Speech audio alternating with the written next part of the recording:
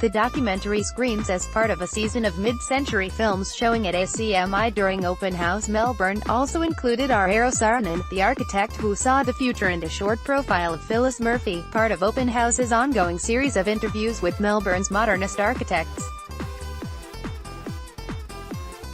"A good photograph tells the story of the building," said Shulman, who died in 2009 after a six-decade career. He took his first architectural photo of a Richard Neutra house in 1936.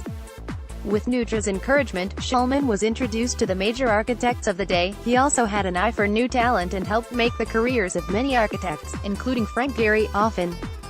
"The houses in real life are not as beautiful as Julius's pictures," says fashion designer Tom Ford, whose directorial debut A Single Man is part love letter to mid-century style. He was master of shifting the planes around to distill the essence of building. Shulman's photographs typically employ one-point perspective. Rooftops and floor lines recede into a single point and shoot towards you at dramatic angles, creating a visual push and pull. But it's Shulman's treatment of landscape and light that define his style.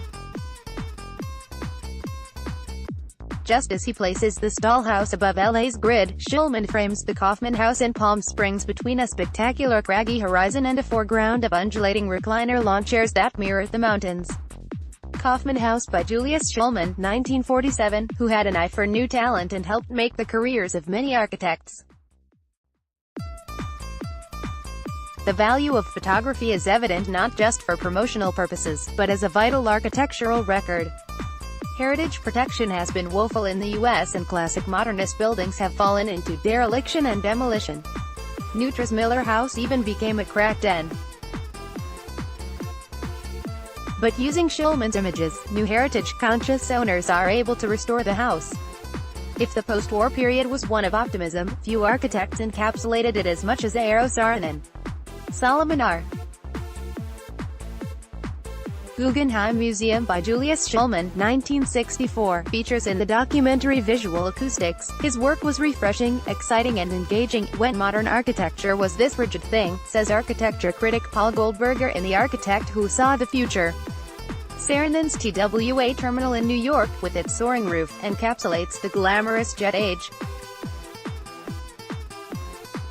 "Modern architecture is in danger of falling into too rigid a mold too quickly," Saarinen said. "Each building must have its own look.